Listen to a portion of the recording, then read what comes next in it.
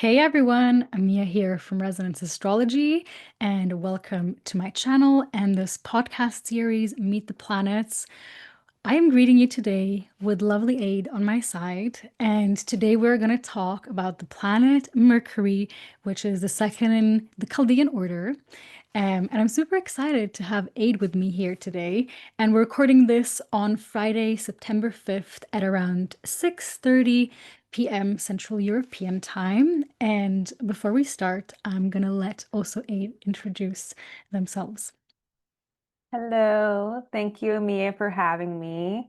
We've done a couple of these episodes before, so I'm really excited to be back. I feel like our Gemini planets really bounce off each other well, so it's perfect and fitting for this Mercury episode. So, yeah, thanks for having me. Yes, and just so we're clear here, please tell us what is your natal Mercury placement? Why are we representing the Mercury episode? Oh, my Mercury. Yes, yes, yes. Yes, I have my Mercury in Gemini, so it's in domicile. And it's also conjunct Jupiter and my Sun, which is my chart ruler. I have a pretty active Mercury. And it has a pretty nice relationship to your Mercury. Yeah, I have opposing Mercury. My Mercury is in Sag, and I think this is very interesting for something we're gonna get into. We can kind of even start talking about it actually right now, which is talking about the dignity scheme, which is essentially looking at where does Mercury do really well? Because I think that represents, like, we can get to know the planet very well if we understand how it functions in different homes.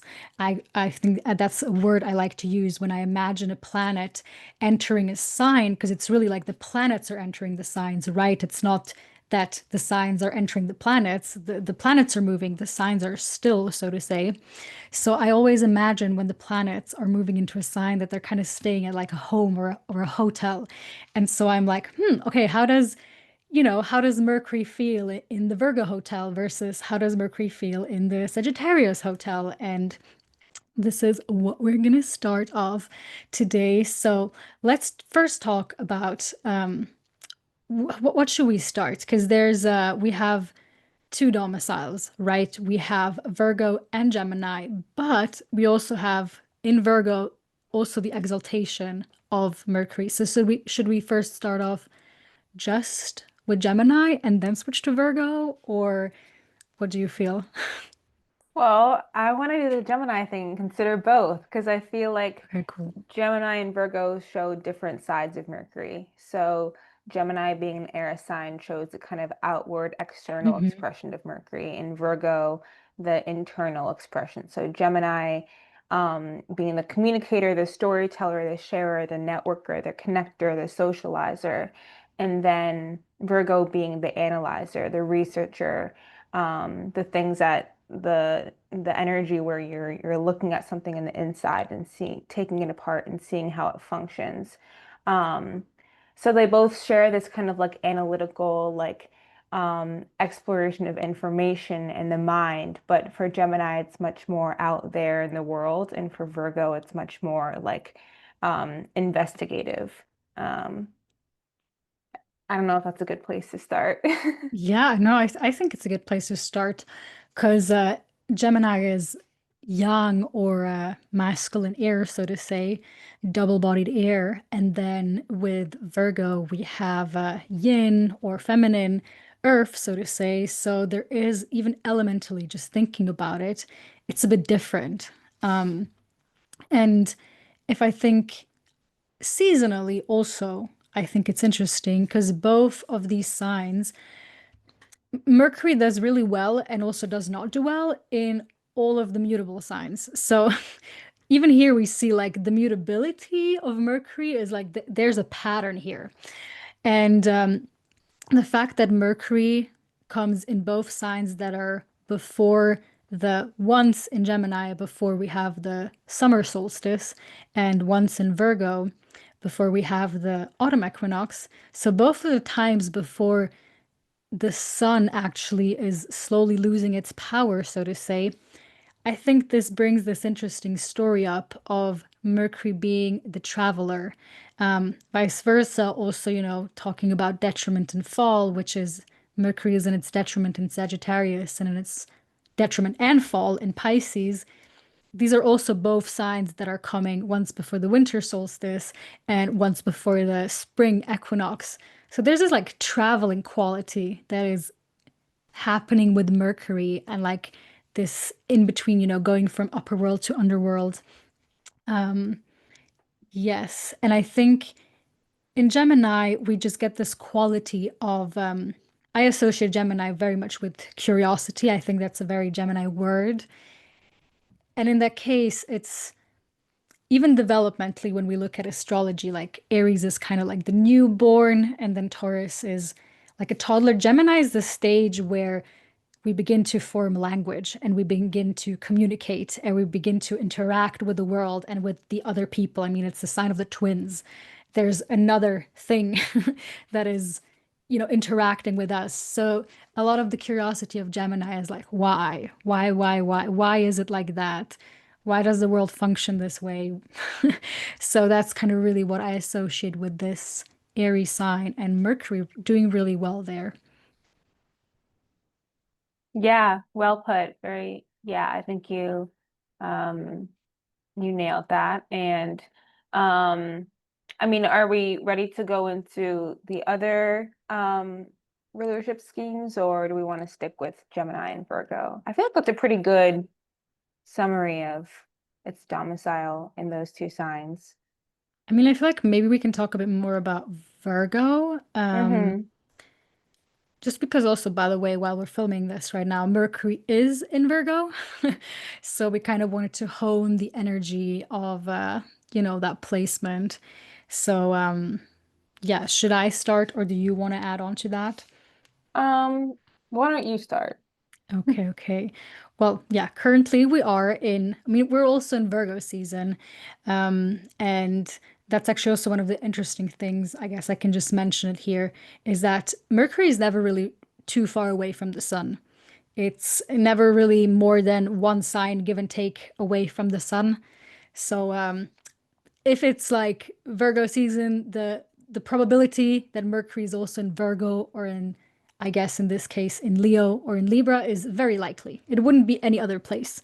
So now we're in Virgo season. Mercury is there. I like that, even though it's crazy eclipse season as well. But at least we have one grounding force.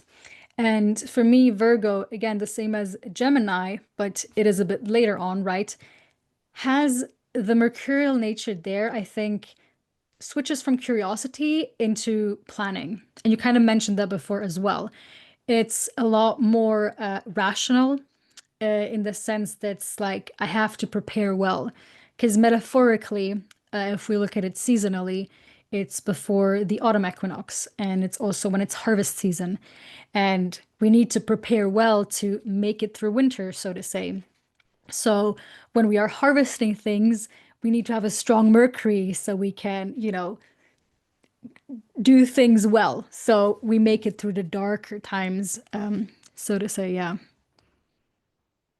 Yeah, and Virgo is also, the transition from summer to fall. So we're preparing for these darker months of the year and shifting from this day consciousness, these 6 months when days are longer than night, to night Mhm. consciousness when nights are longer than day.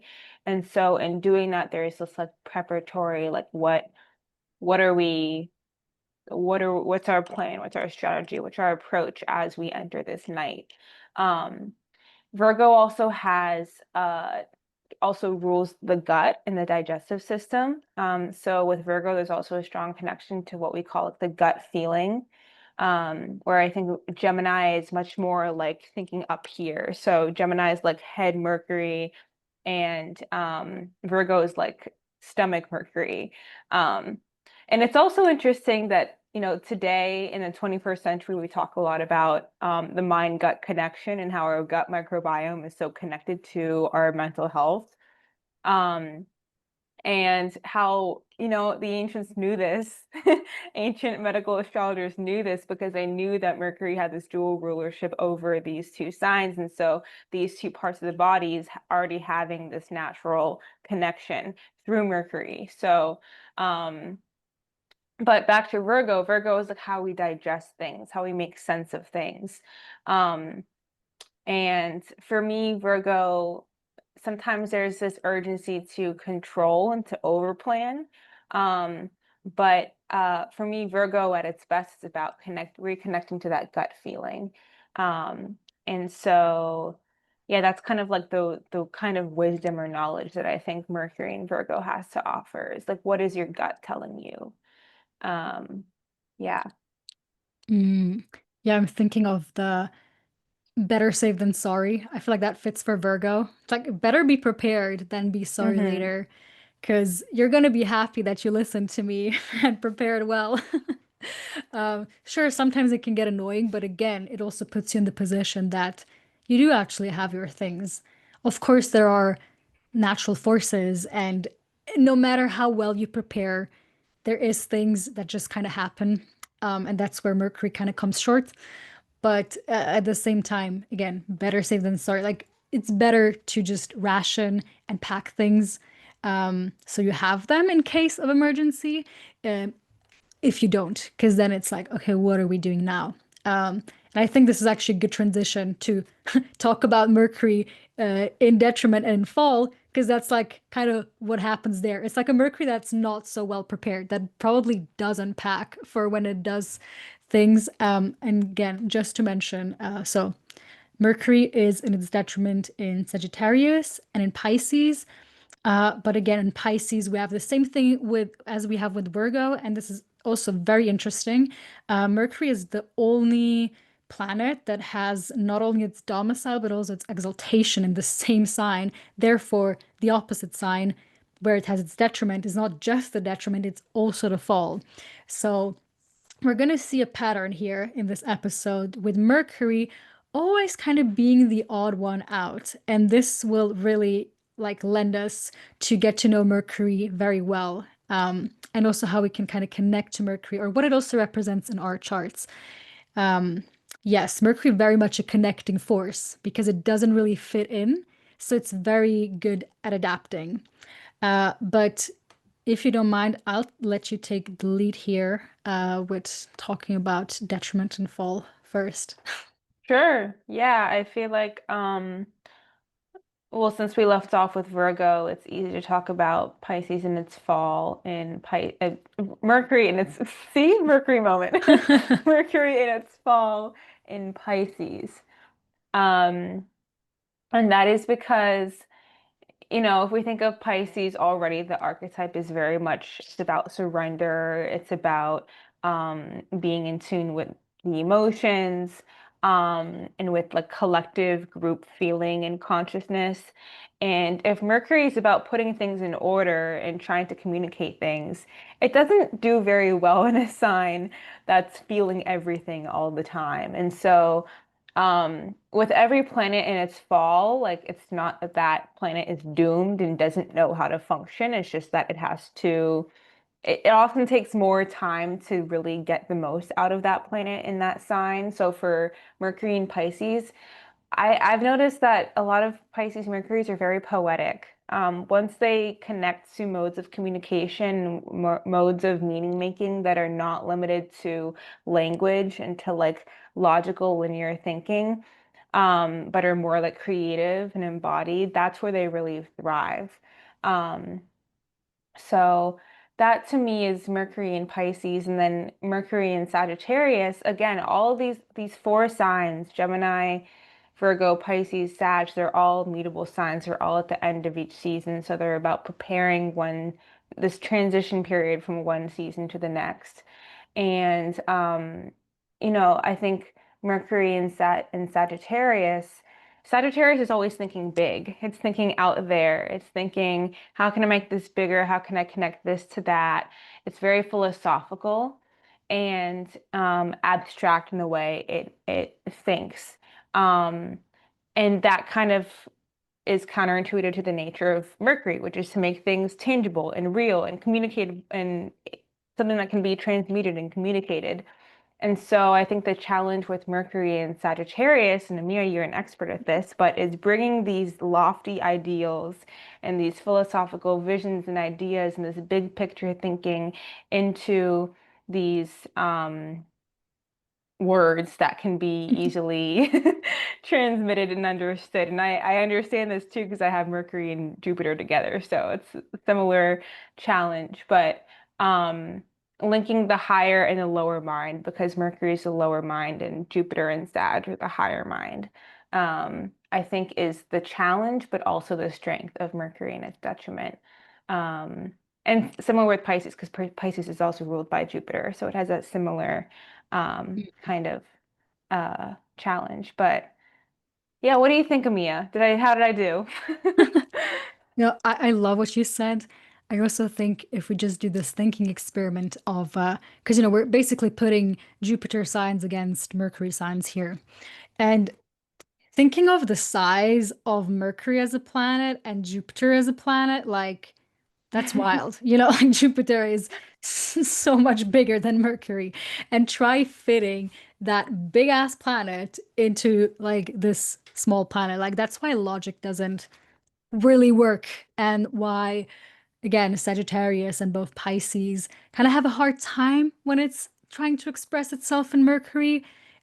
Also, if I'm thinking of the hotel analogy, imagine, Mercury probably is like, oh, I want to like I come into the Gemini hotel and everything has its place and I have my books and everything. And then it goes into like the Sagittarius hotel or something. It's just like this lofty thing. And Mercury probably wouldn't do, I mean, probably it doesn't do so well there. Like it has to find a different way around in how to express itself. Um, but again, as you said, and I really want to highlight that fall and detriment aren't bad. It just means it needs a different container. It how the planet does things. And often, crises or lends itself to innovation. And that's why poetry exists because somebody was like, I want to express something. It's not like logical. I can't like, I mean, yes, poetry is written in words, but it's different kind of words. It's sentences you wouldn't maybe necessarily use to write a coherent book or something like that. And imagine life without poetry. I mean, that would be so dull. So there's absolutely a need for planets in fall and planets in detriment. And it's also just a way of how we can understand the planet in itself better if we realize where it has more ease expressing itself and where it has more difficulty expressing itself. Yes.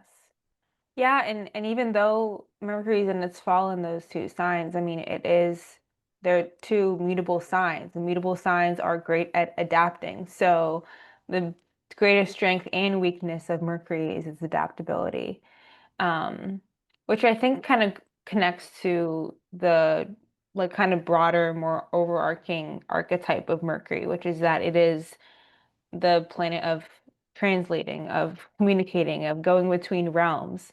I don't know if we're ready to get into that. We can like touch on the mythology. So, yeah, Hermes was the messenger for Apollo. Even when we go back to Babylonian mythology, um, Nebu, who was identified with Mercury, was the scribe of the gods. So he was writing down all the laws and ethics of his father, Jupiter, who they called Marduk, and communicating them to mankind. So again, interesting that this relationship between Mercury and Jupiter and how it's in its detriment and exaltation and detriment in these and the These two signs signs, that yeah. each planet rules. Yes, you get me. Um, but Mercury serves Jupiter and it serves Apollo. Um, so yeah, it's tasked with this role of communicating these ideas into things that can become executed. And so Mercury rules this process of naming things, of sorting things, of creating linear structure for ideas so that they can be transmuted and shared.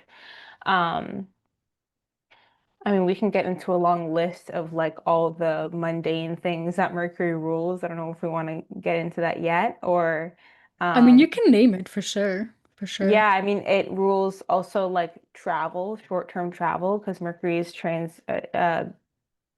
through the upper world and the underworld. So Mercury rules travel, obviously any sort of communication, writing, language, speaking. Um, Also trade and commerce, like when things go from one place to another. Money falls under Mercury, economies fall under Mercury, merchantry, like boat travel, that all fell under Mercury. Um, Media, TV, television, social media, technology, phones. Um, Mercury's very active. It's like always, we're constantly It surrounded is, by yeah. it. And it's how we make sense of the world. It's how we like interact with each other. There's definitely more that I'm not thinking of. Um, but yeah, anything that gets you from point A to point B, that's Mercury. And in that way, Mercury moves very fast. You can't always see Mercury. It's very invisible. In fact, some astrologers, um, modern astrologers like Jason Hawley argues that Mercury is a lower octave of Pluto, because he's the guider of sex and guides people in and out of the underworld. And even in many mythologies, Mercury kind of appears out of nowhere to help someone when they need to be helped. So you never know where Mercury is. Like he kind of just like appears out of nowhere and helps you get from point A to point B when there's no other way. He helps Inanna out of the underworld. He helps, people escape death. So like, he just kind of appears and then he disappears. And that's uh yeah, that's how Mercury functions. I don't know. Mercury's What a else can we cunning add to guy. that? The Mercury is a trickster. cunning guy. Yeah, the trickster again. It makes so much sense that this archetype would be associated with Mercury because there's just something about this god that seems so cunning and like smart about travel and again showing up out of nowhere. And in this way, actually, Mercury really seems to be a connecting force. And we can also see this when we, look at how Mercury kind of functions in a chart, because Mercury is also the only planet that is able to switch sect. First of all, Mercury doesn't even belong to a sect.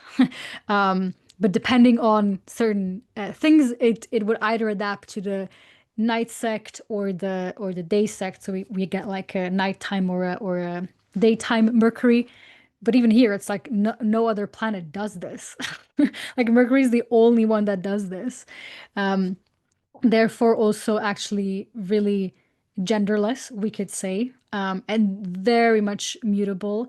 And again, as you said, like really kind of connecting all the other planets with each other. Just like kind of showing up in a lot of the mythological stories. So Mercury kind of always seems to be the odd one out. And yes, even in the Thema Mundi, like both Mercury signs, um, I don't have a picture to show here right now. That would probably be ideal. But a Thema Mundi is the birth chart of the world. And if we look at it, it's really we have like the sun in Leo and the moon in Cancer. And then both of the Mercury signs are on one side and on the other side because what comes after Leo season, it's Virgo season, so Mercury. And what comes before Cancer season, it's Gemini. But both of these Mercury signs, they don't form an aspect to the sun and the moon. Um, so there's no like aspect that is kind of ruled by the planet, not as the other ones are, like it's Venus signs, because they, in the Thema Mundi, they form a sextile. So that's why the sextiles are Venus infused. But Mercury doesn't. So once again, we see there's like Mercury is an aversion to the sun and the moon. So that's why also some believe that Mercury kind of rules over conjunction, which again is something that is not really considered an aspect. Like I know nowadays we kind of consider it as an aspect, but for the longest time it really wasn't. And what a conjunction is once again a fusion. It's kind of unpredictable. So yeah, I love Mercury just kind of filling in the gaps where the other planets don't and just really showcasing how adaptable and mutable and changeable this planet is and how it shows up in the world and in the charts and in astrology in and of itself. Yeah, no, and it's a very fast moving planet too. Hmm. Besides the moon, it's the fastest moving planet and it changes speeds very quickly. The synodic cycle of Mercury is very short. So in moments it's moving very quickly, and then other moments it's completely still. It retrogrades the most frequently. So every 3 months we get a Mercury retrograde. 4 months 4 months, I think. I'm probably off, but we get about three Mercury retrogrades a year. Yeah. Um, and yeah, it never makes any other major aspect to the sun besides a conjunction. It's never 20 more than 28 degrees away from the sun. So you never see Mercury opposing, or it's always in the sign before or after the sun. Most of the time it's in the same sign as the sun. Um, and so, um, when Mercury is conjunct the sun, it's kind of like this will or purpose, sun, is met with instinct or like intention, Mercury. And you're able to kind of like put your mind and your will together to do something that you want. So, Mercury cazinis, we get one at the middle of each Mercury retrograde, and we get one in between each retrograde. And those are kind of like aha moments, like moments where we're like, oh, like, yes, this is clear what I'm doing. And sometimes it's quite unexpected. Um, but otherwise, the Sun and Mercury, they're not really communicating with each other. Um, Something else I wanted to say about that. Yeah, I have noticed that people who have their Sun and Mercury in different signs, um, they relate to their sun sign a little bit differently. And sometimes they give off Mm. their sun energy in different ways than like other suns. Like just for example, you, Amia, you have your Mercury in Sag and your um Sun in Scorpio. You're much more outgoing. I mean, you also have a Gemini moon, but you're much more outgoing, and like I think like communicating is a big part of your life and what you do and how you execute your purpose, which is Scorpio is kind of this exploration of the depths of the human mind and the human condition, but you're doing it in a very kind of broad-reaching, like intellectual, Mm. philosophical way of like exploring it through astrology. Um, and so it just kind of adds another dimension, and sometimes there can be um like a process of like learning what that connection is. Like I have a friend who has Sun in Aries and Mercury in Taurus, and obviously those are very two, like those are hard to work with. Um, but like tending to beauty and the senses, and using that ability for an Aries purpose of like breaking the rules and doing something new and novel and different in some way. There are ways that you can make the two work together. I'm getting a little bit, I'm transgressing a little bit into No, I examples, like that. but I think it's Yeah. interesting to like see how the Sun and Mercury interact in a chart. Um, yeah. No, I agree. I like the transgression. First of all, it feels very Mercury-like. And secondly, I think it just also makes it relatable, because it's something that people can easily look into.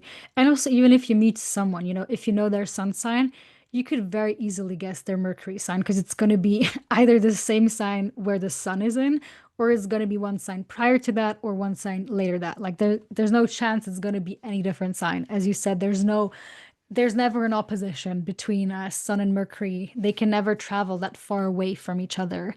And Also, again, in the uh Chaldean order, right? It's like first we have the moon, then we have Mercury. But also if we look in the sky, right? Like Mercury comes before the Earth. So of course it travels faster. But it doesn't travel too much fast. It's roughly the same, very similar to like the Earth or the sun, you could say. Um, like a bit less than 4 weeks. And again, also one of the reasons why they are never far apart from each other. But of course, one thing Mercury does, and I didn't plan on talking about that so early on, but we can if you want to, is because Mercury retrogrades and Mercury retrogrades are so notorious because they happen again 3 to 4 times a year. So that's why, Mercury is never so far away from the sun because it always like kind of does this back forth motion. And I think Mercury retrogrades are so interesting because it's there's so many people they've never heard about the astrology, but they've heard about Mercury in Gatorade, Mercury in microwave, or whatever, it's a meme essentially. And I'm like, the fact that the trickster archetype made a meme of itself just speaks volume of Mercury as a planet and what it does. Um, and why those retrogrades just have such a notorious name to them. Yeah, and also how Mercury lies. I mean, there's so many lies around Mercury retrograde. Their ex is going to come back and everything's going to fall True, apart, true. and it really is not that. I mean, I think if Mercury is the process of going from A to B, Mercury retrograde is like, okay, what if we went from B to A? Or what if we unpack this like linkage between these things? And the way that you're making connections and associations. Like, what if we start to loosen that and kind of understand them and shift those connections? For me, Mercury retrogrades are about like reassessing what gets said and unsaid, the information that gets disclosed versus withheld. Um, it because we get a Sun Mercury conjunction at the middle of each Mercury retrograde, it's asking us to confront whether our minds and our words are linked to our purpose and what we're trying to get out of things. So there's this kind of like, just reassessing. It's an adjustment. And I think Mercury retrogrades are usually very lighthearted. And sometimes the drama that we just had one in Leo, so that was a little bit dramatic, and I feel like everyone was like letting their hearts bleed out on the table, which was quite fun to watch. Um, but I mean, I have Mercury retrograde in my chart. I think about like 1 in 5 people, because that's how often Mercury retrogrades have a natal Mercury retrograde. And so um, I mean, when Mercury is retrograde, it's also closest to the Earth. So it's not so much that the planet is weakened, more so that there's like a spotlight on it and it's like magnified, and therefore it can become a little bit sometimes just like harder. It can bring up some more challenges that you have to deal with. Um, when Mercury's retrograde, I feel like, Mercury direct people understand, okay, A means B or A leads to B. But Mercury retrograde is like A might or could or maybe connects to B. There's this kind of like hesitation with those linkages. But that also opens up, and maybe this is my Gemini Mercury, but it opens up all this space for creativity and critical thinking and um, you know, understanding other ways of making connections to things. And I think that when a Gemini Mercury or a Mercury retrograde embraces that, when you embrace that in Mercury retrogrades, this possibility that things can mean many different things in different contexts and situations and dynamics, that's when you really make the most of that transit. Um, but your ex could come back during Mercury retrograde too, because sometimes It that's could what, happen. if you're doing those things, and that's by nature, people come back and they reassess, oh, I didn't approach that conversation the way I wanted to, yada, yada, yada. So, I mean, that can happen, but it's one of the many ways that Mercury retrograde can manifest. Yeah, what do you think of Mercury retrogrades? I agree. First of all, you're gonna laugh because this is such. I was looking at the notes and I went back to the Zoom and I clicked the audio thing and actually clicked to like take out the audio or something. Oh So I don't no. know if there's like 5 seconds where people won't be able to hear you. But I'm like, the fact that this happened while you're talking about Mercury retrogrades, I'm like, that's hilarious. That's I funny. hope it didn't. I hope the recording still has you on and everything. But just in case it did happen, that's the reason why. If it happened, But I'm like, it was what meant the to happen. hell? This So never what the even like I never hell? even pressed that button ever. Anyhow, I just thought that was very funny. Yeah, and that's the trickster. I mean, As a trickster, when I you're agree. communicating, things get lost in translation. Oh yeah. So Oh I yeah. mean, even Mercury, if it rules language, it also rules like translating between languages. First of all, the fact that we're one species and have thousands of different languages just to communicate the same feelings and life experiences, Hmm. that in itself speaks to the multiplicity of Mercury. But also, when you're translating between languages, you can never exactly copy one thing to the next. There's always something that gets left out. Um, and I was thinking about this recently because I've been uh, learning about like Mesopotamian writing in cuneiform. And the way they wrote omens in Mesopotamia was, um, is separated into protasis and apodosis, basically A and B. So if A, then B. And we understand that as like a causation. Okay, if A happens, then B is going to happen. Mm. But that was simply just the way it was written down. The way it was communicated orally was much more nuanced. This like connection between A and B was more like if A happens, then B might happen, could happen, should happen, or will happen. But there's never this guaranteed. And so, um, Mercury, this goes back to like Mercury being the ruler of astrology and magic, and how the astrology is is this noticing of correlations between the sky and the earth, and Mercury, and similarly, magic is this noticing of how one act leads to another. But it's this like in between linkage of like how does the sky influence the earth? How does one act influence another? It's kind of unknown.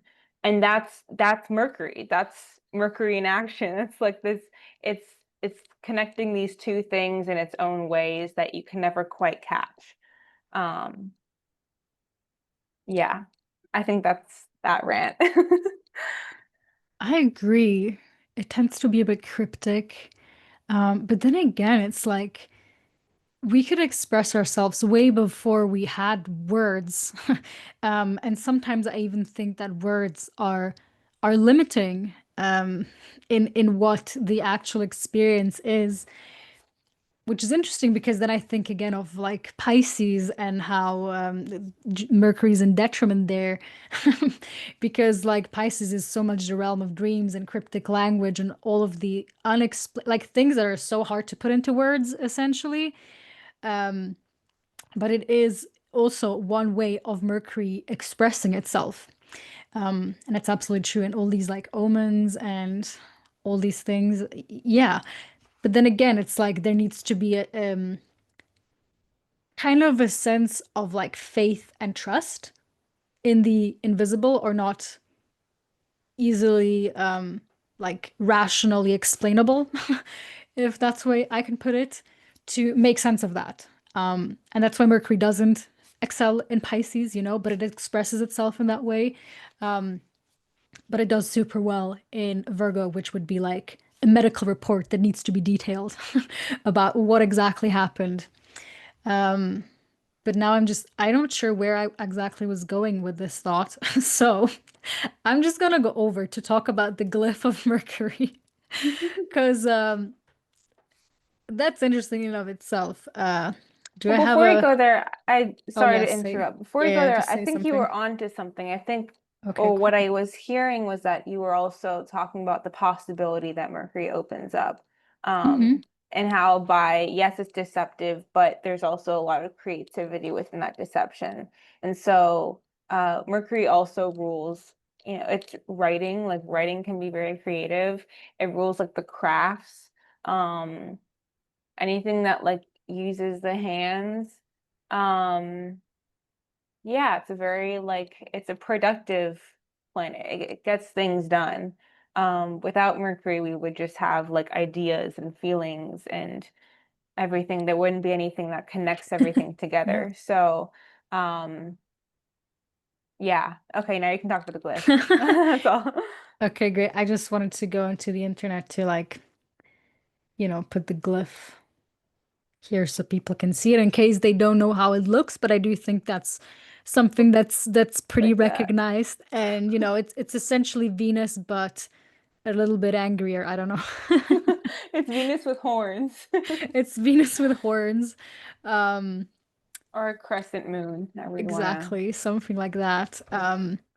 But yeah, there's like the circle of the spirit. And I mean, it is also like the is the element of Mercury, is that like also how they is that literally also that? I'm not sure. I don't want to say anything wrong. The element of Mercury?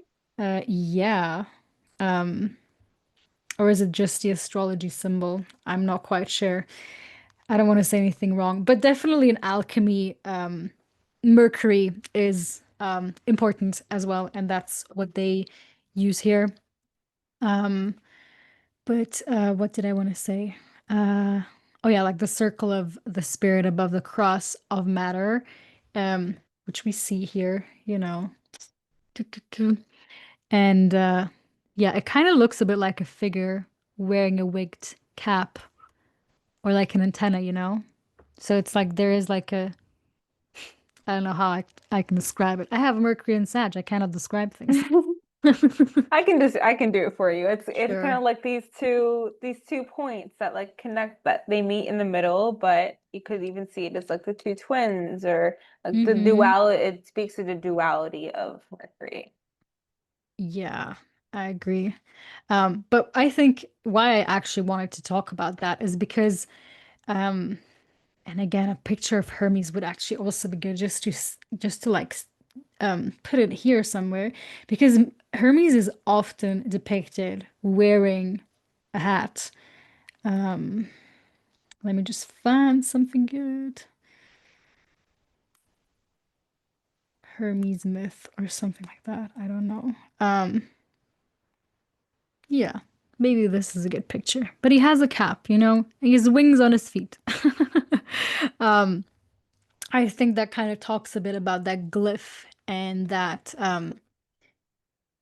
that it's like a messenger and like you have to be receptive. You have these antennas here, right, to kind of receive a transmission of some sorts. Is it cryptic language? Is it spoken language? We don't know that. But I think that doesn't matter with Mercury because Mercury is just the messenger. Um, and that's kind of also what the retrogrades show us. Mercury is neither like good or bad. It's very neutral in the way that it's like, I'm just here to deliver the message and do my job, so to say. Like, I'm gonna show up when people need me, but that's I'm not going to do anything else, kind of. Um, so again, we see this interesting mind of Mercury and how it functions. Um, yes. I want to kind of with this talk a bit more about like the myth of Demeter and everything, but before I just wanted to ask if you have something to add because that's like kind of a new chapter Yeah. I would unlock. Um, no, I think yeah, don't shoot the messenger. Hmm. The mind plays tricks on you.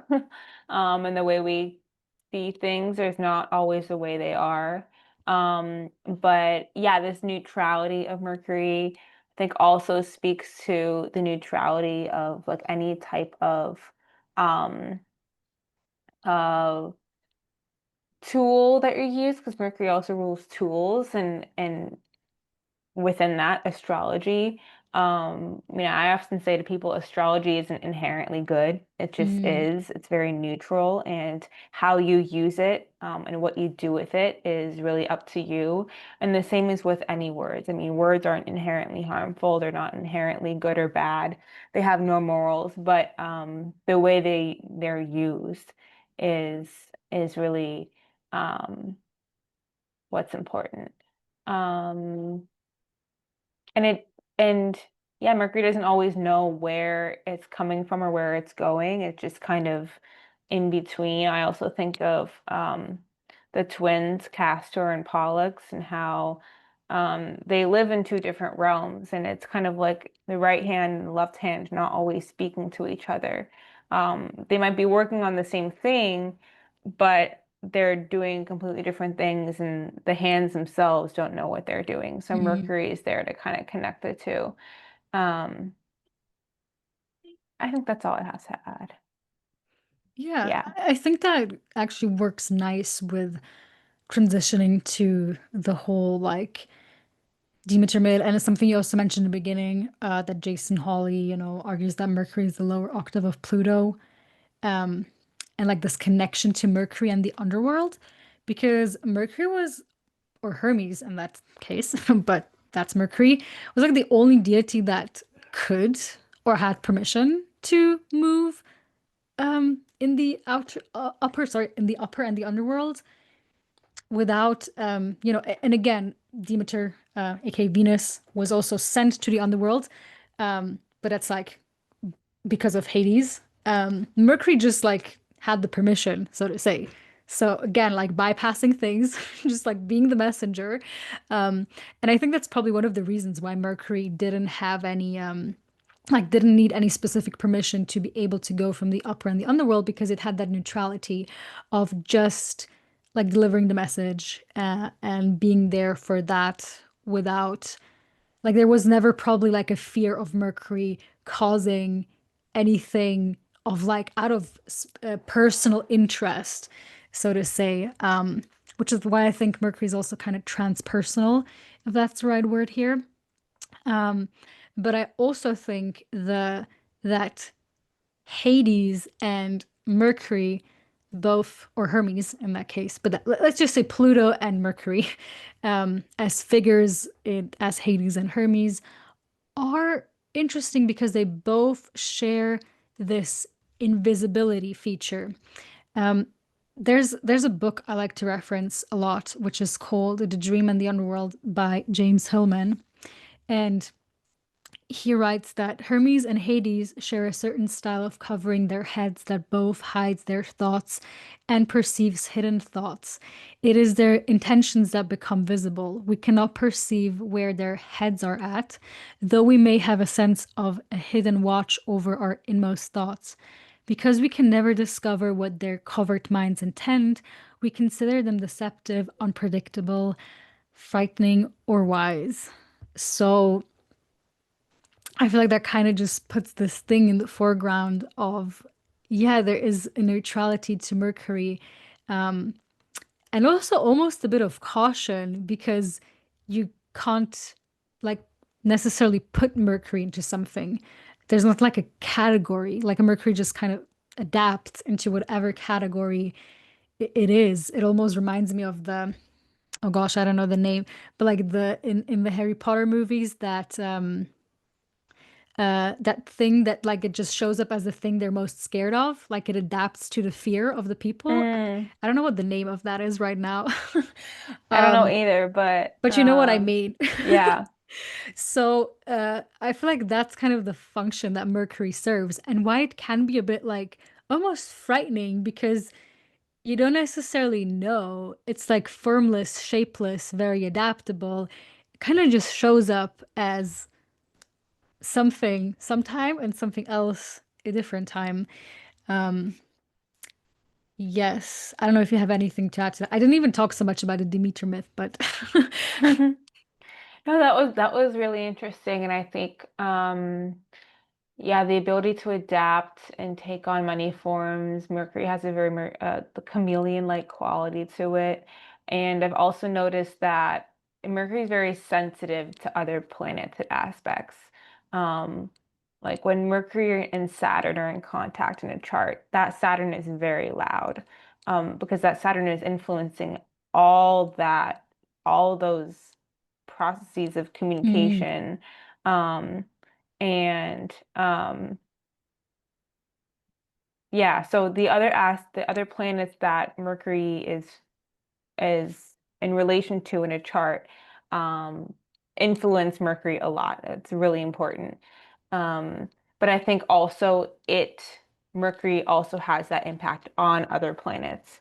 So like because I was saying Mercury, Saturn, like Mercury and Saturn, Mercury's able to make use and communicate very Saturnian ideals and structure and discipline. It's able to like name things and create structure and order for Saturn purposes.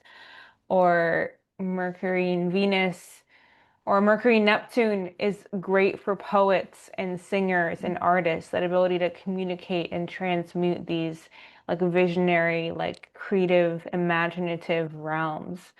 Um, Similar with Moon Mercury.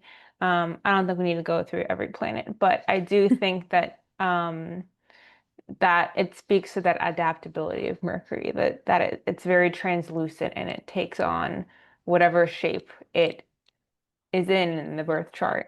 Um, yeah.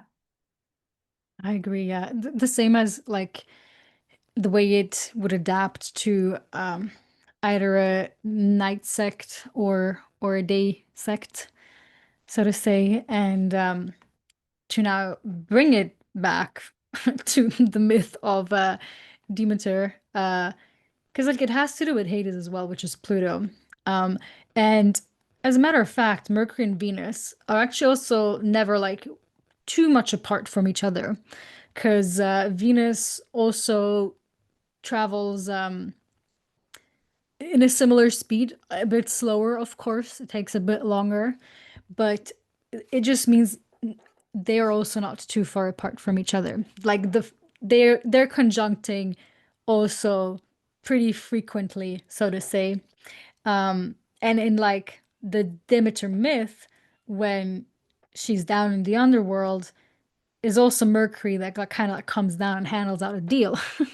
And that's especially something that we see when it's Venus retrograde and it's also Mercury retrograde during that time. There's always, when there's a Venus retrograde, there's going to be one Mercury retrograde that coincides as well.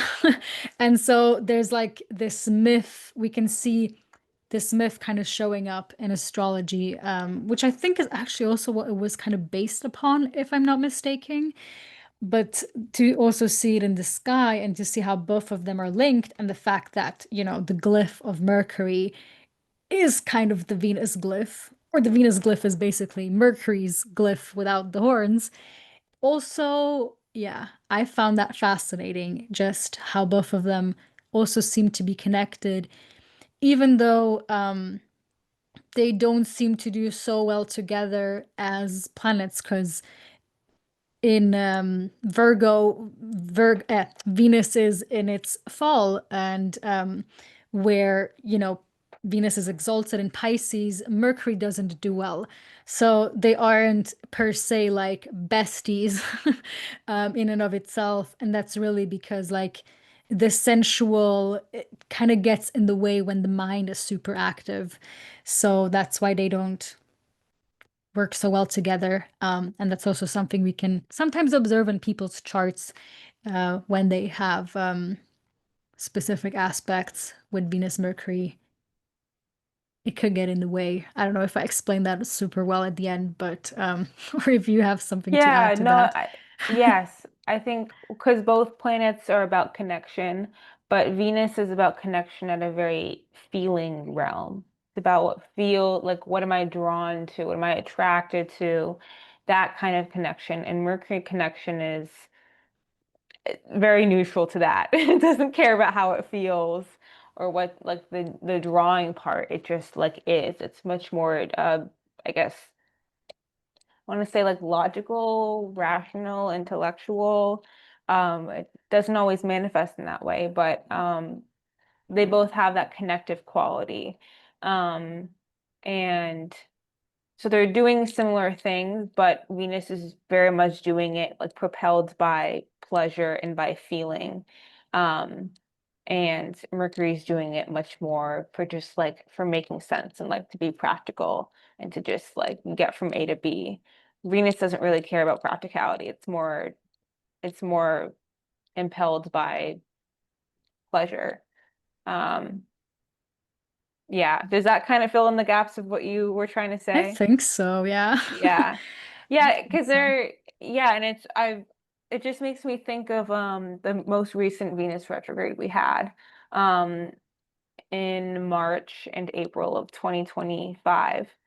That's so crazy to say that that was like in the past, but Venus retrograded from Aries into Pisces, and then Mercury retrograded from Aries into Pisces, and so we had these. They overlapped a little bit, but it's like we had these changes happening when Venus retrograded, and they were kind of more like a noticing of like where like how things felt to us and what we were Mm, drawn to, and then but it wasn't quite done, and then Mercury had to go back in retrograde and be like, okay, and that means that I need to change my plan for this and I need to communicate that. And so like Mercury's kind of like putting Venus into action.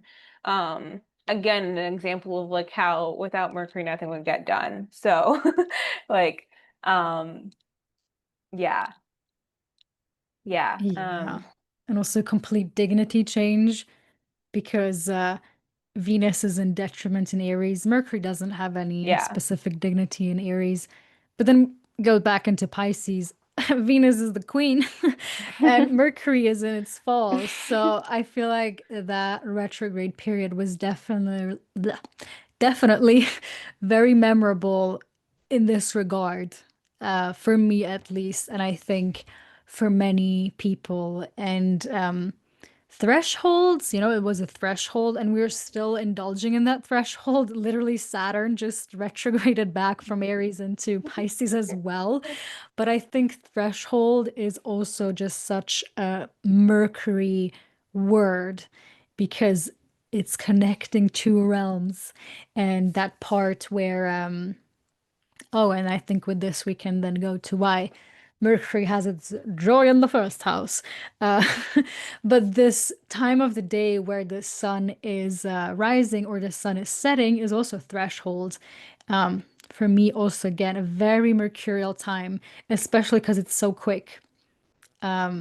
The day is long, the nights are long, depending on where we are in the year, shorter or longer. But uh, dawn and twilight, or am I saying Dawn that and dusk. Dawn dawn and and dusk. dusk?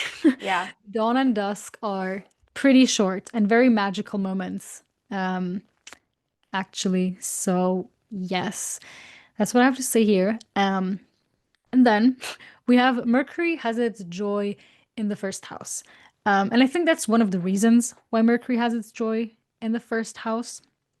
Um, I still think to this day I'm not quite happy, to be completely honest, with the descriptions of why Mercury has its joy in the first house. And at the same time, I can also roll with it because it also just feels a little bit like the odd thing to do. Like to put Mercury as having its joy in the first house. Like in an ironic way, it almost makes sense that Mercury actually does have its joy in the first house. So, yeah, but I'll let you say more if you want to on that matter. Yeah, I mean, I think the logic that you're referring to, which like that you're describing is inadequate, is this idea of like Mercury also being about emerging from one realm into the other. And so the first house being the house of emergence, of birth, of creating something from nothing. That is what Mercury is. It often appears of like coming out of nowhere, this flash of insight, seeming to come from nowhere. Um, that is kind of, you know, I think the other argument for Mercury in the first house is I can't imagine another house to put Mercury in. I mean, maybe the third, because, like immediate environment, but that in its own, like that just feels like too restricted for Mercury. I think Mercury feels best when it functions best when it's always with you and when it's carried with you everywhere you go. And so planets in the first house are with you everywhere you go. They're kind of like they're not the ruler of your chart, but they're still like like they're your GPS, and Mercury works as a very good GPS. So I can't think of a better planet to be in the first house. Um, and Yeah. maybe that will help convince you why Mercury finds its joy in the first, because it's the mover. Yeah. It's what gets things keeps things in motion. The first house is motion and your instinct. Yeah. I mean, I agree. I agree. It's not like there's just like I feel like there's something that just doesn't sit too well with me. But at the same time, as you say, there isn't specifically another house that I could imagine Mercury really having its joy in. And maybe that was also kind of a bit of the rational. Um, and I can also get it from the place of, because the first house is kind of also the mind in and of itself. Rules us. And Mercury definitely has all to do with that. And I think that's also, I'm kind of going back to something you said, I don't know how much earlier, but about like Mercury being in the same sign or different signs, and where sometimes people actually relate to their Mercury signs because that's how they think. So it could make sense why some people would relate more to their Mercury sign than their sun sign, especially if it's maybe particularly strong Mercury, because that's kind of how we like indulge in our mind and our thinking processes. And like Mercury expressing there perhaps a bit better than your sun sign makes absolute sense as well. And the first house is also known as the Helm, which we can see in the Mercury glyph. There's definitely a helm on the head. So yeah, I'm not a hater. I'm just a questioner, which is Mercury. Yeah, yeah, Mercury's great at questioning things. I think also Mercury has always had a connection to medicine, um, which goes back to its domicile in Virgo, because Virgo also has like a medicinal healing quality to it, and it is about fixing things and correcting things. Um, and first house is the house of the body, and so this like constant assessment and like fixing impulse does well when it's geared towards your body. Um, and yeah, I also just find that like this like mind body connection, like that is kind of what Mercury rules over. Um, And even in like the symbolism and like mythology, Hermes is holding the staff with the two snakes on it, and that is the symbol that we know today is the symbol for medicine. We see it on hospitals and everywhere, and that's Hermes. That's like the person who comes out of nowhere to like help you and Yeah. aid you. And so yeah, next another connection between Mercury and the first house. Okay, guys, we are back from a small little break, and now we thought we are going to talk a bit about the synodic cycle of Mercury because that also gives us insight into how it can kind of show up in our lives and in our charts. And we're also going to talk about the phases of Mercury because that is in correlation with the synodic cycle, because Mercury can kind of be it can also not be in any of these phases, to be completely honest, but most likely it could be that you have Mercury in one of these three phases, and they are um, under the beams, which is when, Mercury is close to the sun.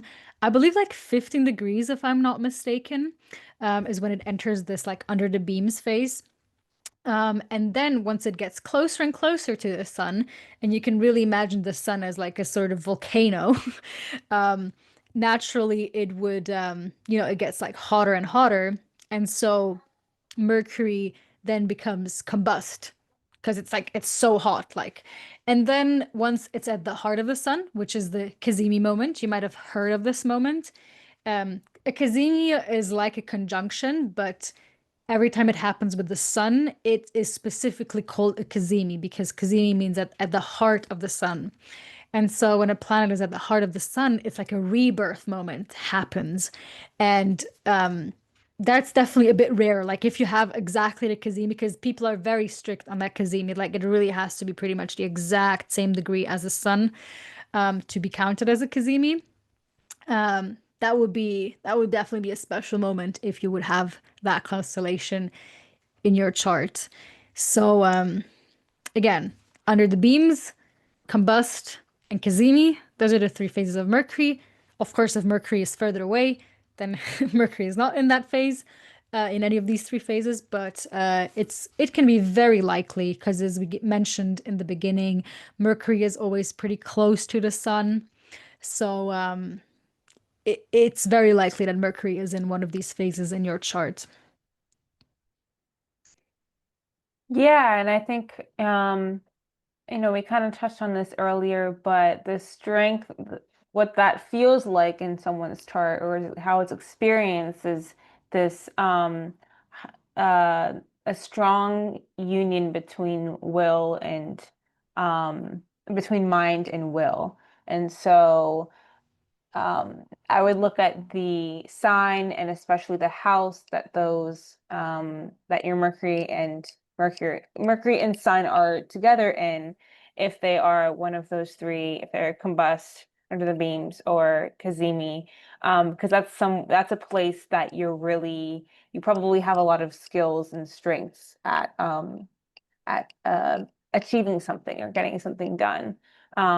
It's also important to note that uh, Mercury is invisible during all of these phases. You can't see it because the sun's in the way. And in fact, you can very rarely see Mercury. You can only see it in the very early morning or very late at night. Yes. Or right before Yeah. sunset. Um, and so that also speaks to like the quickness of Mercury and this invisible quality that Mercury has of like appearing and disappearing very quickly. Um, but yeah, you rarely see Mercury, even though it's very close to us. It's not a planet that we visually see very often. And so that goes back to the kind of significance of it being hard to catch and hard to see and hard to recognize on its own. Um, yeah. Yeah, true, because Mercury can either be also like we hear that with Venus a lot more, but Mercury actually also becomes like a morning and an evening star. Um, but it just does it much quicker because again, Mercury, the synodic cycle is based around like the planet and its relation to the sun. And because Mercury travels so fast, the synodic cycle is like super fast. So it becomes like a morning and an evening star multiple times a year. That's why, as you said, it's yeah, it's hard to catch Mercury for real. And seeing it visible in the sky. I think this year, at some point, we had this like a rare occurrence, if I might say it, where there were quite a lot of planets that we could see because they were in this, was it the evening or the morning star? I'm forgetting right now. It was an evening lineup. I Oh yeah, think because you could see it something, in the evening, of course. yeah, So yeah, I think it was something like Venus. You could see Venus and Mercury and yeah. Jupiter And and Mars too. Saturn and or Yeah. like a lot of planets Yeah. all right, yeah, in the evening after sunset. Hmm. Yeah. Hmm. Yeah. Um yeah, so anything else I don't have anything else to add on the synodic cycle. Yeah, not specifically, but maybe to go a bit more into these phases, and how like that plays out in a natal chart. Basically, the closer Mercury goes towards the sun, the more difficult it is, because as you said, we can't really see it in the sky. So, on a symbolic level, in our personal lives, that would also mean that, oh, hi there. That would also mean that the void entered. um, that we can't fully like see or grasp Mercury, which could sometimes make the like all the things we associate with Mercury a bit harder in our lives. And even if you would have Mercury in a good position, like maybe you have Mercury in Gemini, but it's combust, that could actually like influence that Mercury that is actually in its like domicile, um, still doesn't do as well as it would if it were further away from the sun. Um, so I think that is important to note. And then the Kazemi moment is really like the special moment because like that's this rebirth moment. And it's kind of when the sun, um, because the sun has like a kingly quality to it, let's just put it that way. And the sun kind of offers its throne briefly during that Kazemi moment to the planet that is at the heart of the sun. In this case, it would be Mercury. So that as well, depending on which Mercury then sits at the throne, this could also influence, um, like it could kind of shut down the sun as well. Like I'm just thinking, maybe you have your sun in Libra and like that's a fallen sun, but it's right at the Kazemi moment with Mercury, and then Mercury gets at the heart of the sun. So the sun in Libra actually like loses its power, and Mercury in Libra comes to the forefront, which would then actually kind of almost be a good thing because it means that fallen sun doesn't have so much power over like doing its thing that is maybe a bit more hard in one person's life. So it really depends a lot on like which phase Mercury is in your chart and how it plays out, and how it would like affect you. And I think also, by the way, the combustion moment happens around like when Mercury is around 8 degrees away from the sun, if I'm not mistaken, something like that. So 15 degrees we take in consideration for under the beams, and then around like 8 degrees it starts moving into combustion, and really like the Kazemi moment is maximally 1 degree apart, if not really right conjunct. That I don't know if you have anything more to add to that. No, but I do think you make an interesting point that I haven't thought about much of, which is if you have the sun in a weak sign, for example, um, or you have Mercury in a strong sign. If I had my Mercury's not Cazimi, but if my Mercury were, I believe it'd be combust. Um, but Mercury in its domicile is very happy there in Gemini. So it kind of like like plays the role of my sun in Gemini. Um, yeah, no, good stuff. I don't have anything else to add. I think this is interesting. I haven't looked much at synodic cycles of Mercury. I do think it's interesting. I haven't done this much, but for those interested, in the way that we look at Venus cycles, so where the superior conjunction starts at the beginning and end of each Venus cycle. You can do the same thing for Mercury. And so you can notice themes of like, okay, this Mercury cycle is about this. And they're much shorter. I think they're only like 40 days, or it's only a few months. We're not Yeah. talking about like um, over a year, like a Venus cycle. But I do know that is something that you can do. And then that Mhm. gives you more context of like what the Mercury retrograde is about. And what like the retrograde is kind of like this assessment process within a larger cycle, dependent on where the conjunction begins and ends. So that's also something that you can look into if you're interested. Yes. Yes, 100% true. And again, it's just a lot faster. So but for the ones that are quick-witted and minded, it's for sure something, first of all, something that you could use to deepen your relationship with Mercury, really observe that. And probably something that you could very well do in like a span of a year, just because Mercury does that multiple times in a year. You could totally observe that, like in that amount of time, and note any specific occurrences. Yeah, Yeah, I mean that is what Mercury is. Mercury's data collection. It's true, just true. gathering information and paying attention. So, in terms of like forming a relationship with Mercury, you're doing that every time you choose to remember something. Mercury is also short-term memory, as opposed to long-term memory. Modern astrologers would say that long-term memory is Uranus. And so the flashes of insight that you get from Uranus are more sudden and like out of nowhere because they're emerging from a collective, like larger arc that you don't see the full story of yet. So you just get these fragments of it in these quick flashes. But Mercury is very much short-term memory. Like, what was I doing a minute ago? What am I doing 10 minutes from now? It's very much like present. And so, yeah, anytime you're like the information that you gather, what you're writing down, journaling is a great way to really hear and feel your Mercury and see how it operates. The stories, the narratives, the words that we connect to our experiences of life, that is what Mercury does. And so you can, if you struggle with your Mercury, say you have a strong you have Mars opposite Mercury. I have that. Oops.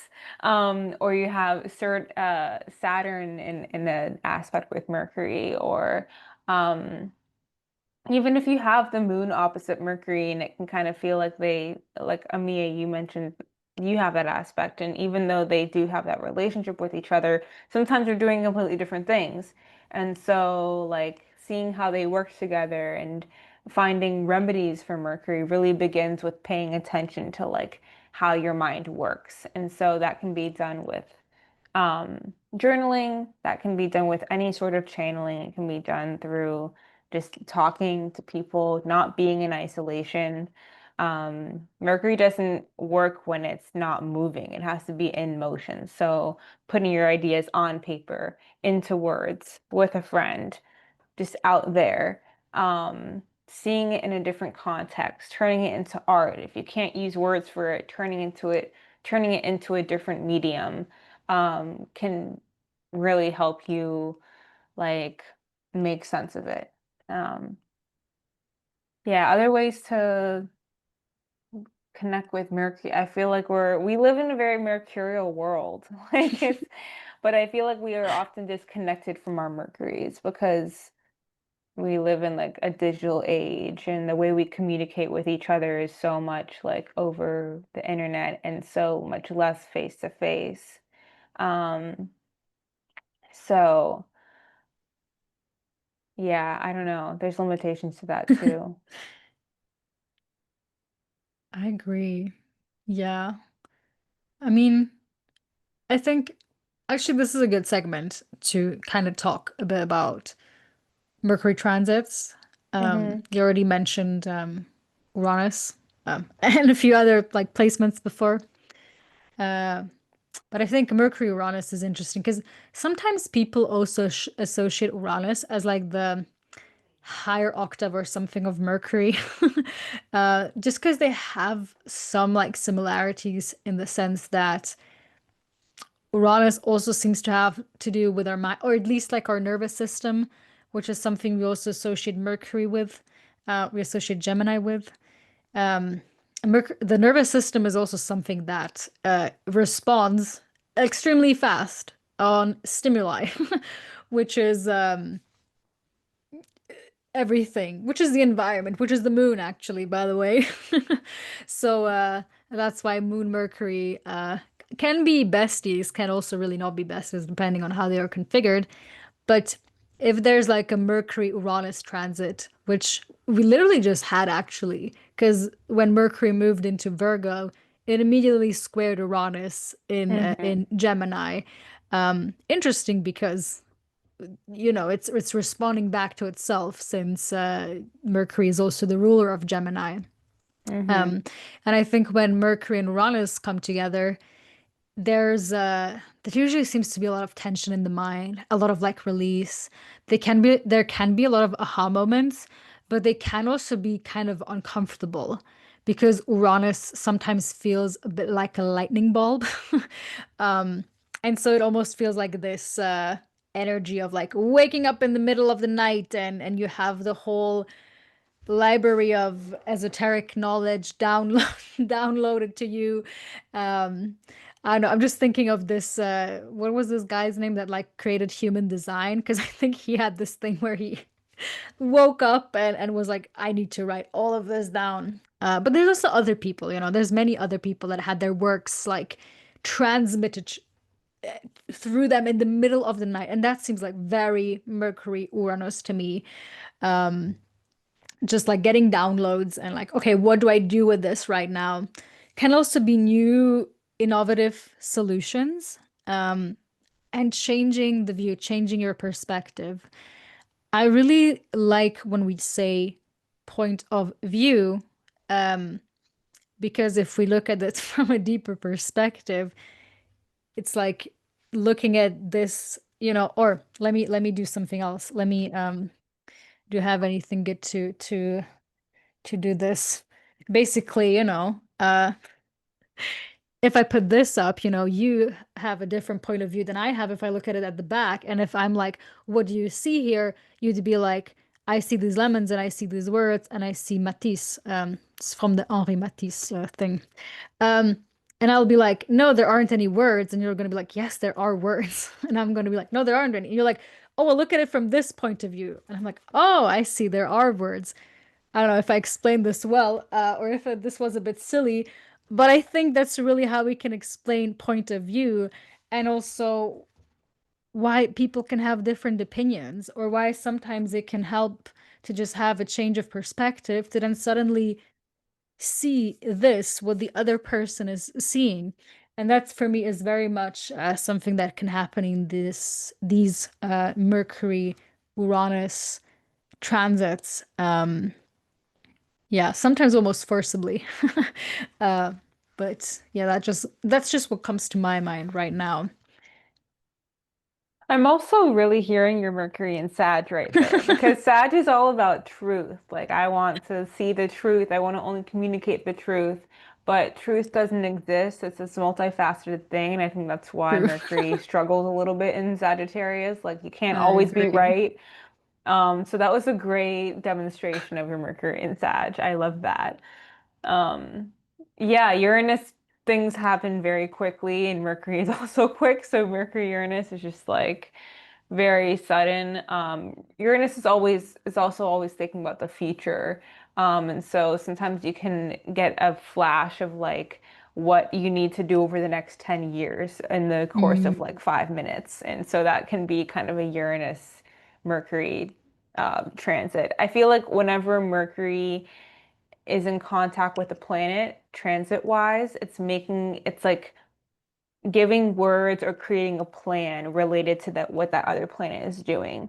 Um, like say like Mercury Venus, if Mercury conjoins your Venus or Venus conjoins your Mercury, maybe you reconnect with a friend or you have a good conversation with some, I don't know, just someone who you feel connected to or feel like you're able to connect at a more deeper, intimate level than you were previously, or maybe you get a good idea for like a creative art project, or you decide to change your appearance or style in some way.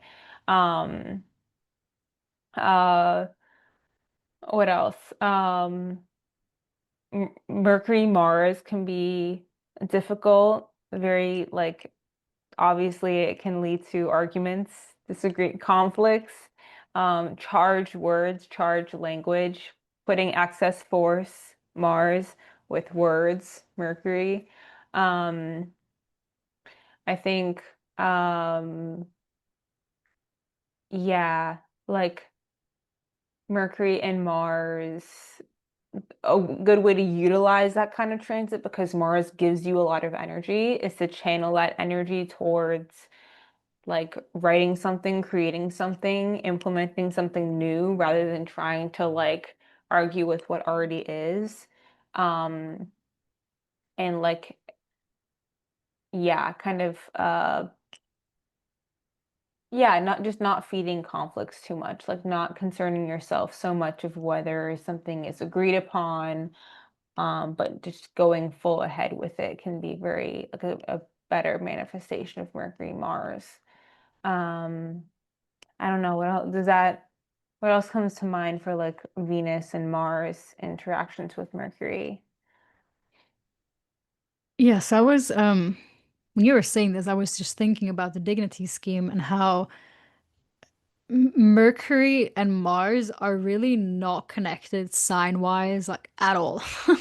Um, they're like Mercury doesn't have any dignity in any of the Mars signs where it has some sort of dignity, and neither does Mars in any of the Mercury signs, which I think makes them like the least connected of all the inner planets, I would say. Um, but again, also interesting because, of course, like in a chart, they can still have an aspect towards each other. Like they can still be a square and they can even be opposing. So there are things that happen and they ha can have a relationship to one another. But I think why they don't work so well together is because inherently, again, Mercury is also a connecting force, and Mars is a severing force. So it kind of does like the opposite of what Mercury does. And obviously, hopefully, when we speak, we would not want to have an argument. But of course, arguments happen, like it's inevitable. Um, and so I think Mercury and Mars at its best can actually also be like having good arguments and like getting to the bottom of things and wanting to fight for something. Throw Jupiter in there and it's like you have the perfect person fighting for a cause or something like that. So um there's are again every Constructive criticism. yeah, yeah. Or like somebody that's in like a what is that like a debate club, I think or these are called. Um yeah, we actually also have them quite a lot here. On television because we have like direct democracy in Switzerland. So people can vote for or like create new laws. I'm sorry, I'm not sure if I'm saying the words right, but essentially sometimes they then go on TV and we're like, we have a thing called Arena. It's literally called Arena. And I'm like, that's so Mercury Mars. Because like people are like, some are on that side of the argument of like why people should vote against it, and some are obviously for it. And so the point is to like bring your arguments and say what you mean, and that's also very Mercury Mars. It's like fighting with words, com being combative with words, with wit, and yeah, maybe even winning people over to your side depending on how you say things, right? Because why do we like to listen to things? Why do we like opinions so much? Because they connect us. Hmm. Hating something that the other person hates as well feels stupid to say it, but like that's what also can connect us to other people. I mean, which social media posts get the most interactions? It's where people are forming their opinions and people are either disagreeing or agreeing. So, it is a fragile place, but it's definitely also a place full of drama and connection, or also not connection, right? Because sometimes, depending on which opinions someone has, it could actually lead to somebody not wanting to hang out with that person anymore. So, yeah. Yeah, I guess Mercury and Mars are very interesting after all together. Yeah, I like what you said about having Mercury Mars having opinions and liking to create an argument. And it awakens something in me with my Mercury Mars opposition because I'm someone who likes to have a firm stance on something.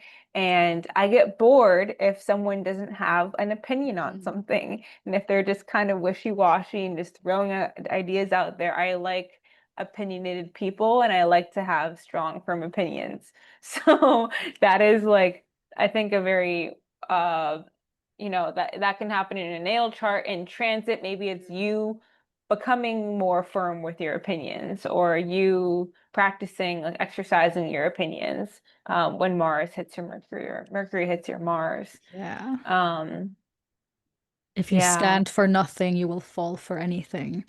yes, I love that. I love that. Um, Yeah, we haven't Yeah. talked much about Moon Mercury. My Moon and my Mercury do not speak to each other. So I'm curious, Amia, if you have any insight about those two planets together. Yeah, I guess I should since they are opposing each other in my chart, and Mercury rules over my moon, since my moon's in Gemini. So Yeah, Mercury is directly opposing the moon it rules, essentially.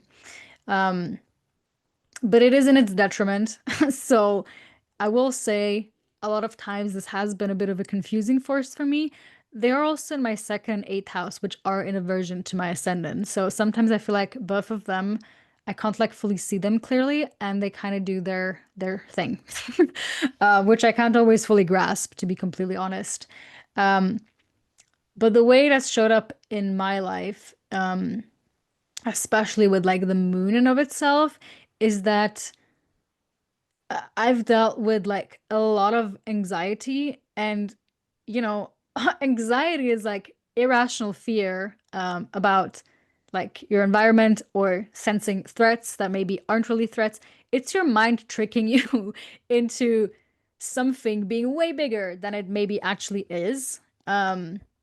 Which I think kind of would explain that opposition actually in a very good way. And could maybe also explain if anybody else, has this in their charts, or has like a square, like a Moon Mercury square, or maybe even a conjunction, depending on in which sign it is, um, where, there's like emotions are pretty irrational, which is like the moon. They aren't logical when we feel them, there is no like, oh, now I'm sad and this is gonna last 15 minutes and after that I'm gonna do like that's not can't put on your to-do list like, oh, from 10 a.m. to 12 p.m. I'm gonna cry. I mean, maybe you can do that. I don't know. But so in that way, they don't really do so well together in that regard because they function for different things. Um and that's just how I experienced it in my life. And I think some other people that would have Moon Mercury aspects could probably relate to. Um, or maybe also just, but I think that's just like a Mercury ruled moon type of thing, is just being way better at thinking your emotions instead of actually sensing them. Like actually being in the body and like feeling them is much harder than thinking your emotions and just like coming up with things and all of that. Yeah, yeah.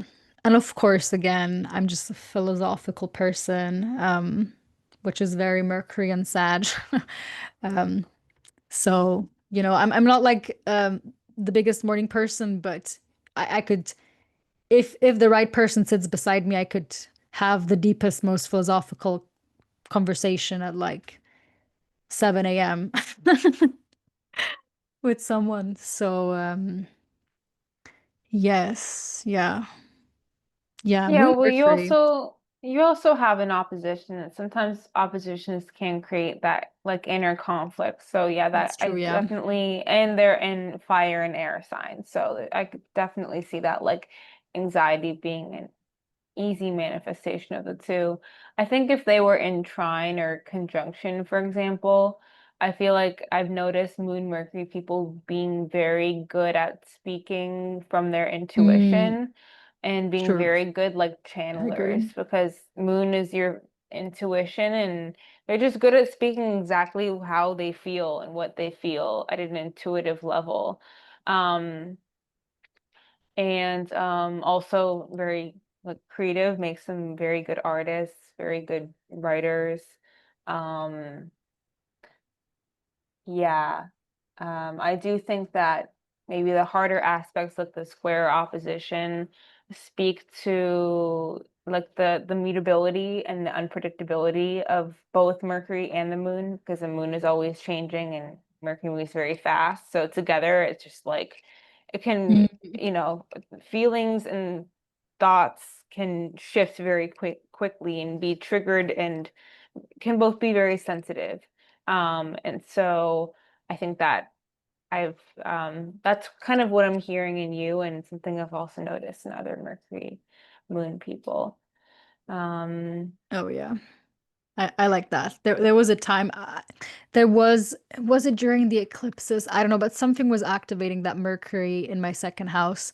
And um obviously it's also, moon in the eighth house, like it's a more hidden house. I always had a hard time saying how I'm actually feeling or what I'm actually thinking. Not even like because I want to do that, but it's just, it doesn't come natural to me. And I think when this was happening, I was constantly telling myself, say things as they are, feel things as they are, think things as they are, because it just like did not come natural to me. So I just thought about that when you said, of like the trines and how that would obviously be so much easier for people to just say what they feel inside. And it's definitely always been a bit of a battle uh, for me personally, or definitely all other people that have like a square Mercury moon square, um, or Mercury moon opposition. So yeah, I just wanted to add that in. Yeah. Yeah. And that kind of leads us into Mercury and Jupiter when they're together. I have this conjunction, so it flows very easily for me. But similar to Mercury in Sag and Pisces, the Mercury is very philosophical. So when they're in good aspect, easy aspect, maybe conjunction or a trine or a sextile, or even this aspect by transit, both in relation to your chart and what's in the transits that are happening, um, can be very good for like linking the higher and lower mind. So, um, communicating like these big ideas and perspective through words, getting better perspective through communication, expanding people's minds, learning, teaching. I think of Mercury as the student and Jupiter is the teacher. So I feel like together they work very well and people are able to learn a lot through teaching and teach a lot through learning, if that makes sense.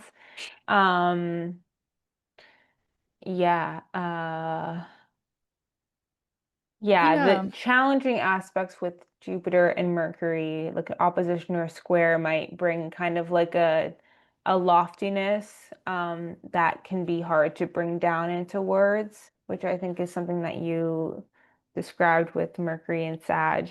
Um, is just like big ideas, hard to translate to smaller words.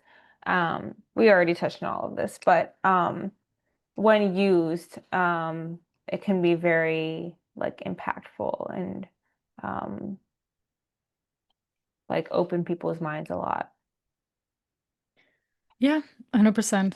Again, just think of the picture of putting this big gassy planet into a small planet, which is Mercury.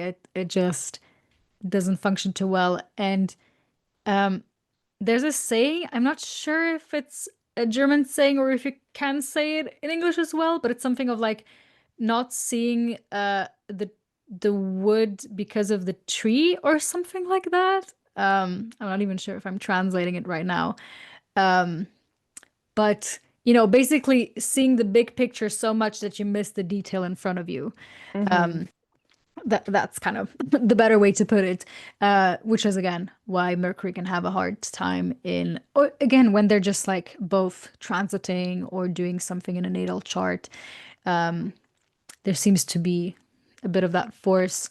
And I'm actually thinking of someone that I know that has a mutual reception.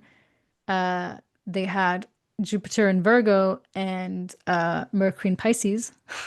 So actually both planets in detriment and fall, but that mutual reception actually made a lot of things up, which like made this like both of these planets just in and of itself like made them work a lot better than if they would just be standalone.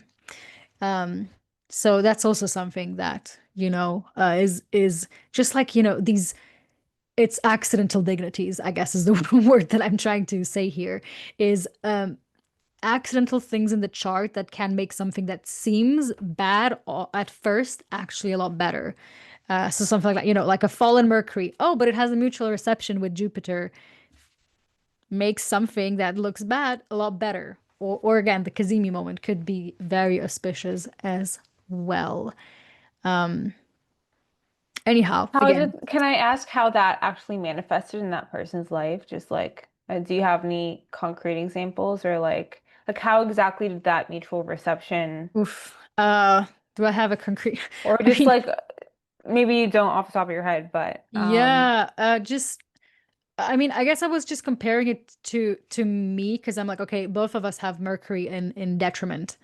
Um, like and I was like, okay, they're like much better at like explaining things that I'm not. Like I have like this shortcoming here.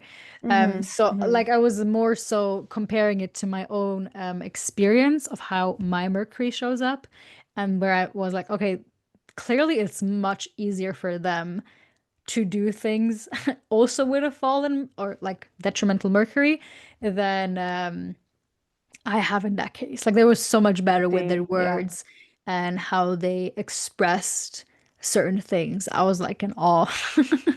I see. So Um, they're a better communicator. Yeah, yeah, I think so. Or just like better at saying something big in like shorter words.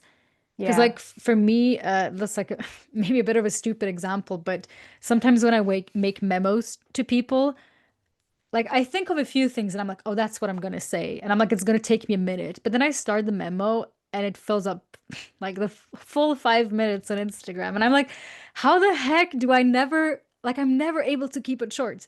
Um, so I am sometimes a bit jealous of people that can keep it short and quick because that's not my forte. But this is why I'm doing long form content on YouTube and not Instagram Reels.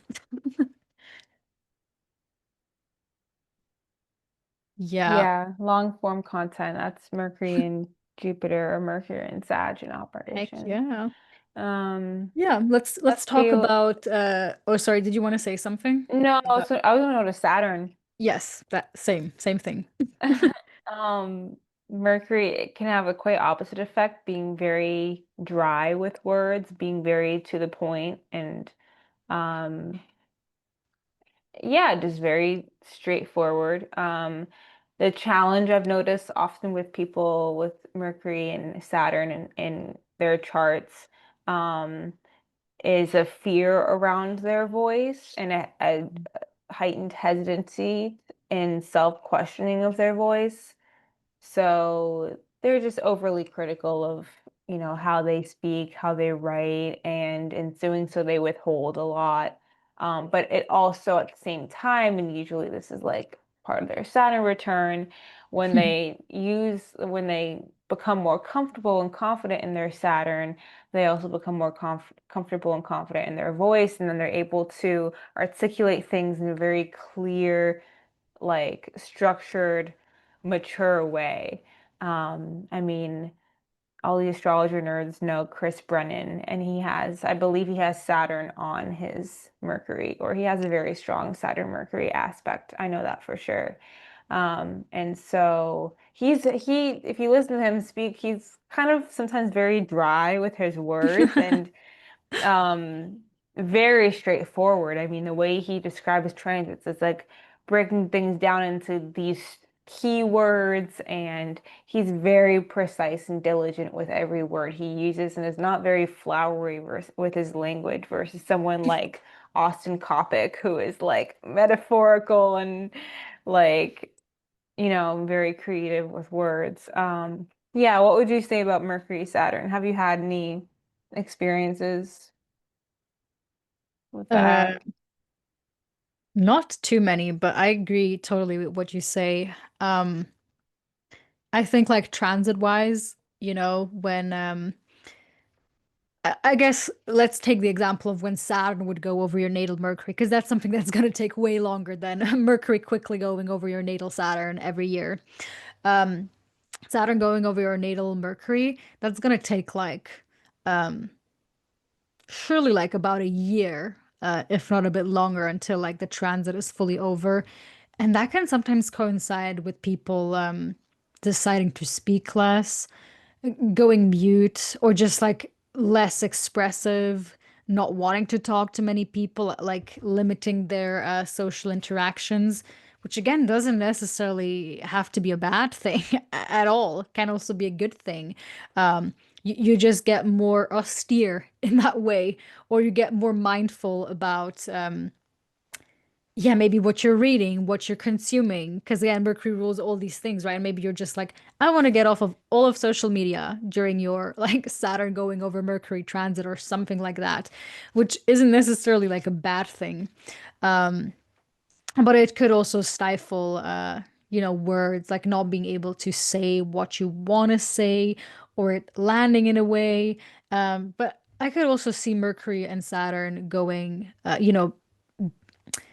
expressing themselves in a chart of somebody that holds a lot of authority. Like the words they say, like people respect their words, or maybe they're like the leader of a company. So whatever they say, people follow that. Not everybody has that gift.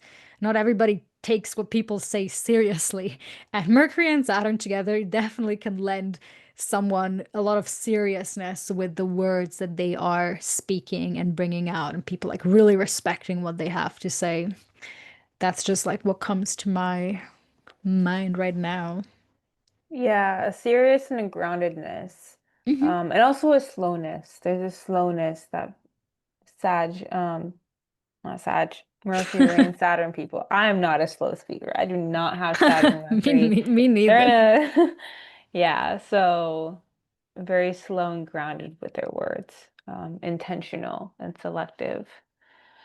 Um, what Yeah. else? We spoke about Mercury, Uranus, Mercury, Neptune. We also touched on earlier, but Yeah, maybe we can say a bit more about Mercury, Neptune. And I feel like with Mercury, Pluto, we also made a few connections. So, um, yeah, we can talk about that and then talk a bit about secondary progressions and then move to like the final segment. yeah, Mercury, Neptune. I think can make someone very creative with their words. Because Neptune is the imagination. So when it's in contact with Mercury, you're able to express your dreams, your visions more clearly.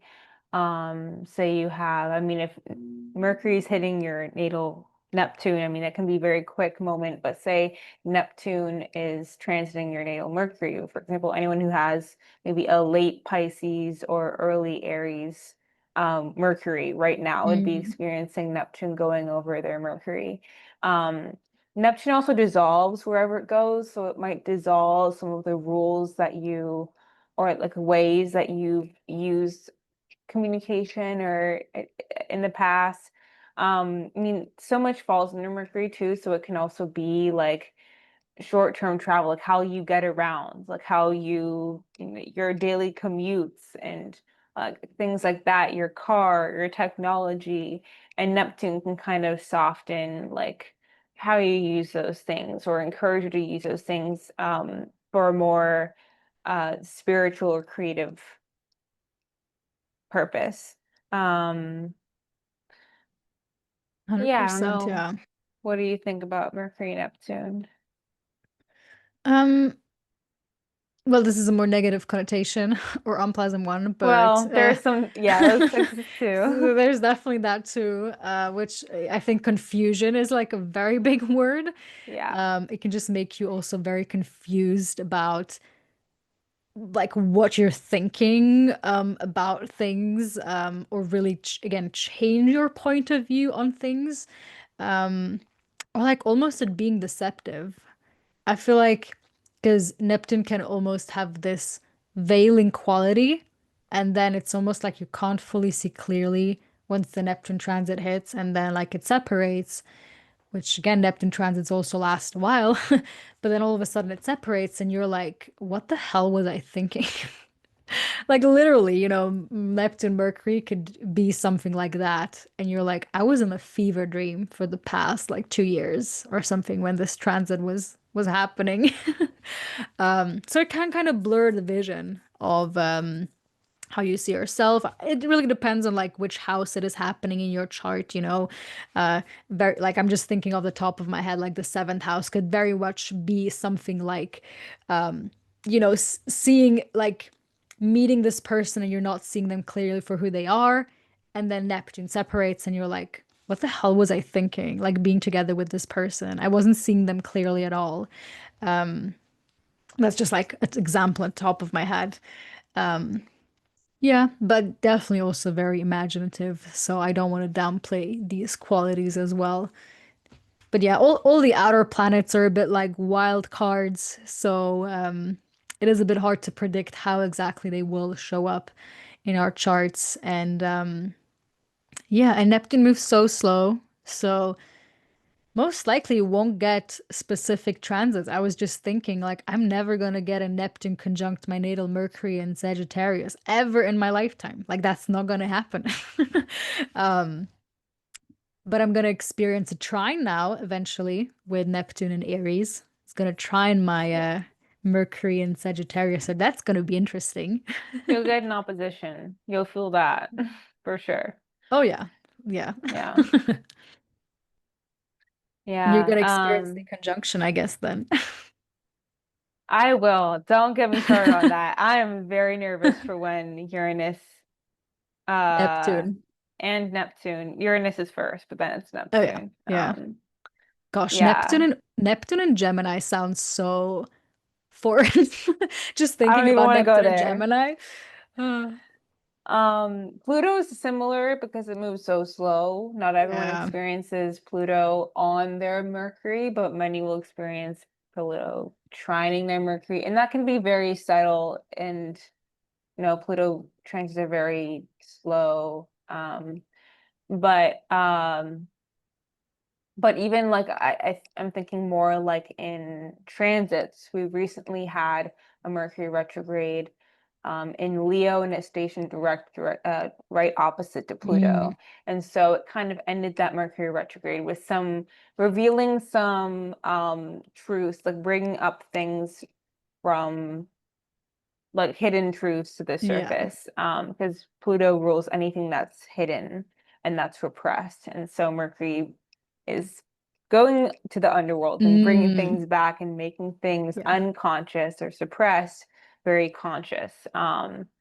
And then therefore you needing to kind of work through that in your relationships and in your communication. Um, that's a very common Mercury Pluto uh, uh, signature. Hmm. Um, yeah, I Yeah. think also just curiosity about like I think it's very nice to have Mercury and Pluto in contact because it means that Mercury is able to work with Pluto and do its job, which is to go to the True. underworld and go to those places that people don't like to go into. Um, so yeah, I don't know. Do you have I any other ideas? agree. I agree. Yeah, my Mercury's not too far away from Pluto.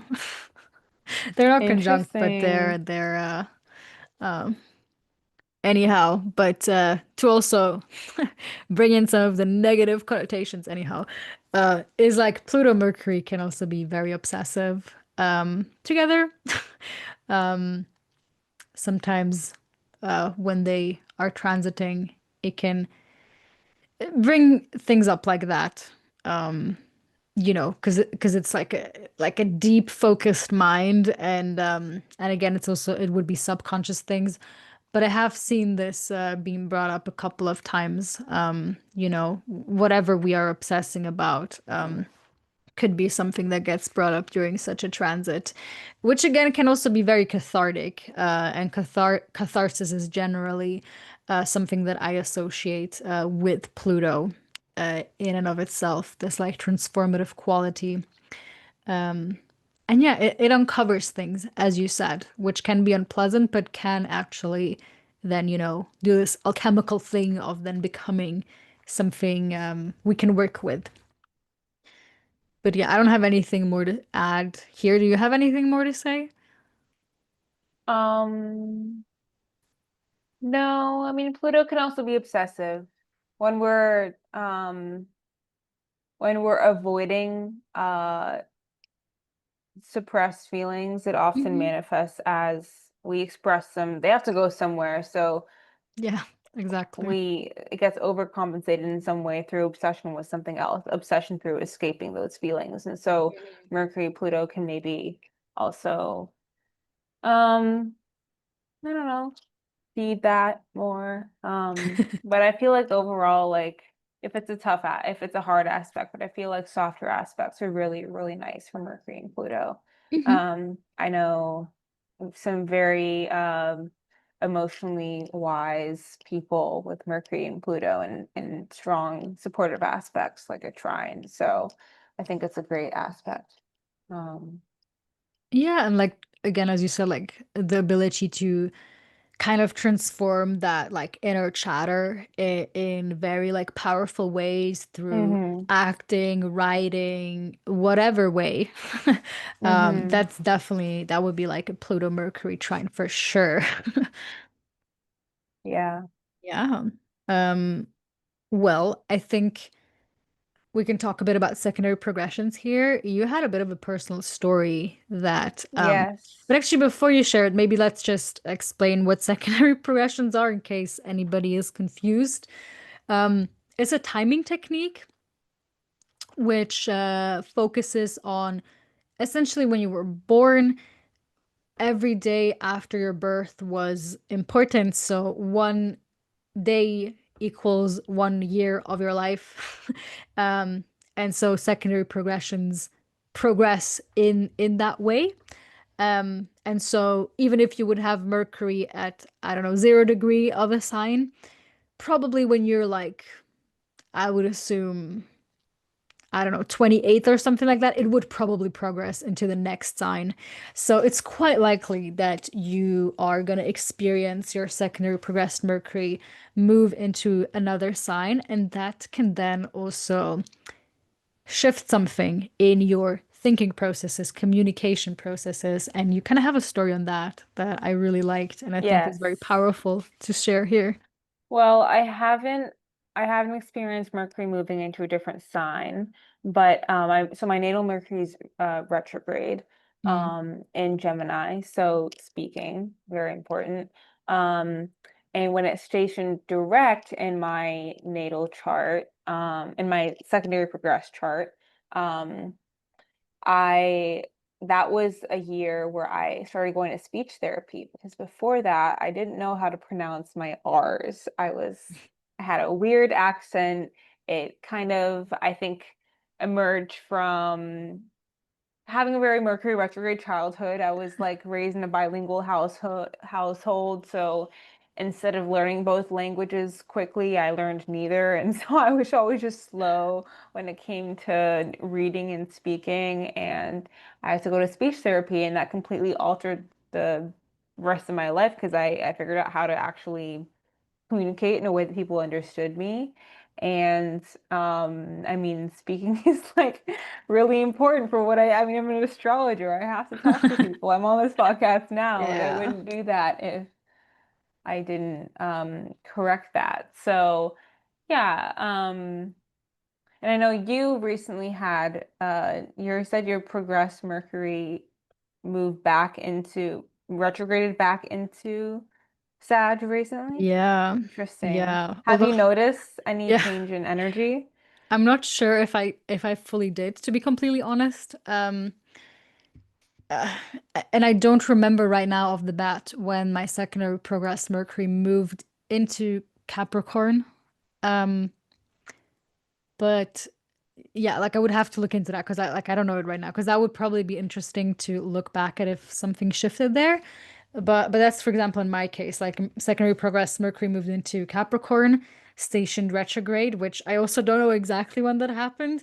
And now just recently, like a few months ago, like retrograded back, so to say, in my secondary progress chart, back into Sagittarius. And in I don't know how many years in the future, I think I still have like 15 years left or something, it's gonna station retrograde again. Sorry, station direct again eventually. So there's definitely gonna be some sort of interesting story that is probably developing there. And also something that people can totally observe in their own lives and secondary progress charts that could be some, yeah, vital like tipping points in your journey and how you are expressing yourself or speaking, thinking. Yeah, absolutely. Do you have anything to add to this or? No, I wish I knew what it will look like when my Mercury moves into Cancer. That will be I'm sure there'll be a Mm, shift. And I don't look at secondary progressions much at clients' charts, so I haven't read into that. I'm not an expert yeah, when it comes yeah, me to neither. that's Me where my neither. knowledge comes from is working with people. So more soon. Or if anyone wants Absolutely. a secondary progress chart reading, I can walk you through that. Yeah, yeah, it's Yeah. true. It's definitely not something I also look in at first glance. Just also because it doesn't happen so much. You know, Mercury moving into a different sign or stationing direct or retrograde is gonna happen like once, twice, thrice, maybe in your lifetime. So it's really just important to keep this key dates. And in the meantime, I actually have them marked on my phone. So I think I don't know how many years from now, there's a note that Mercury is direct again in my chart. So just having like a list of that so you know which years are going to be important for you to look out on, that is probably very like something you can do, something you can pull up so you can like observe like, oh, in I don't know, 2032, Mercury is gonna move like in my chart from Pisces into Aries or something like that. So you want to keep an eye out for that year when it happens. Yes, you can go out. There's I think on AstroSeek, I think it gives you like the exact date and time when that secondary progression happens. So you could really look at like the exact date that happens as well and note it down if it is of interest to you. Cool. AIDS, like I know what I'm gonna do after this. So give me ideas. No, I have no other thoughts on that. I know Thank you you. wanted to close with, do you want to introduce our closing? Our closing segment, well, our closing segment constitutes just a bit more in like how to build a relationship to Mercury, which we already briefly talked a bit about before, but we can add a few more points here.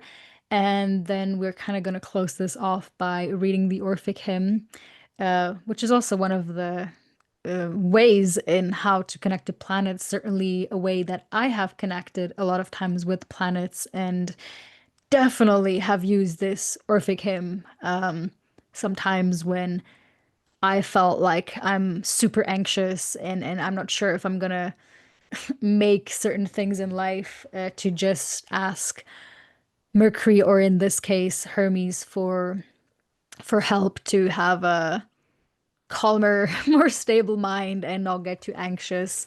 So the Orphic hymns are definitely great. And when it comes to planetary days, Wednesday is Mercury Day. Uh, Actually, if we, go back to the Latin languages, mercredi on French, you can totally see it in the name is Mercury. So, yes, Wednesday is Mercury Day, and that's probably like a good day if you would want to start to have a relationship with Mercury. You could sit down on that day, perhaps build an altar if you want to. But in my experience, the planets are just happy if we make any sort of contact and attempt contact with them. And if you want to go even further, you could technically sit down on Mercury Day during Mercury Hour. And there's certain apps. I use Time Nomad. I think that's what the app is called that I use. It always shows me, yeah, Time Nomad. It always shows me which planetary hour it is because depending on where you are in the world, it's going to be different. So it always shows me like which planetary hour we're in, which makes it easier for me to like make room to sit down then and maybe like recite the Orphic hymn during that time. But yeah, even on practical levels, maybe you have some things to add there on just like how can we connect with Mercury on like a daily, mundane sort of way, because there's lots of ways we can do that. Yeah, to me, when I think about, honestly, when I think about connecting to Mercury, I think we always are connecting to Mercury. Like I, just by being alive and functioning in society, we have phones, we wake up and we're immediately in Mercury mode. We're using our phones. I think it's using Mercury in a conscious way and being very, um, intentional with where we're putting our minds and where we're putting our attention. And I think that's where really harnessing the power of your Mercury comes into place. Taking note of what mentally feeds you and what mentally drains you, um, is to me the strongest way to connect with your Mercury, and really get to know where its strengths are, where its weaknesses are. I think our attention has become, um, because Mercury is attention and memory, it's become used as a tool to control us and to control our minds and to control, like ads are just, our attention is the product. It has been fully Agreed. Yeah. commodified. And so, when I think about connecting to Mercury, just pay attention to what's in front of you. Um, and yeah, meditating goes a long way with those things, journaling, redirecting your attention inward. We live in a very outward focused world. I think there's a lot of power in drawing your attention back to yourself. Um, uh, yeah, that's honestly all I have to say. I know I mentioned journaling, um, you know, talking to people who you feel connected to, but I think really just, conscious awareness is the best way to connect to your Yeah, Mercury. I Yeah. agree. Yeah. There's definitely that's like the easiest way um to connect. Like I think journaling especially, I think is like the easiest way for real to connect with Mercury. Um and like talk to him, so to say. Like if there's a planet you would write letters to, like it would be Mercury, like 100%. So that's definitely something you can do. Like on Mercury Day during Mercury Hour, instead of just talking to Mercury, which you can do, talking is also mercurial. You can also write a letter and put it in your Mercury box or whatever. It's like find interesting ways to commute with the trickster god. But even as you mentioned before, like just finding omens, being aware of your surroundings, like that's Mercury. That's the mercurial practice. So I agree, yeah. Is there anything else you are thinking of right off the bat? Or okay, okay. Well then I'm gonna let you.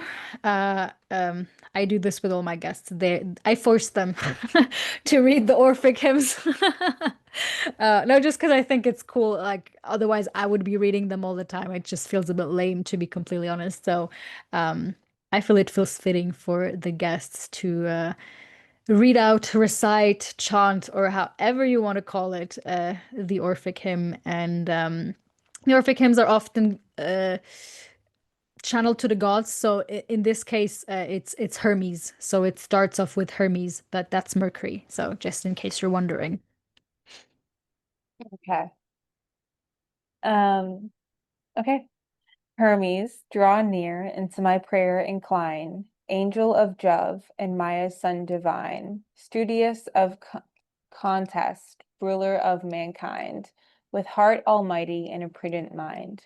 Celestial messenger of various skill, whose powerful arts could watch Argus kill. With winged feet, 'tis thine, thou heir to course.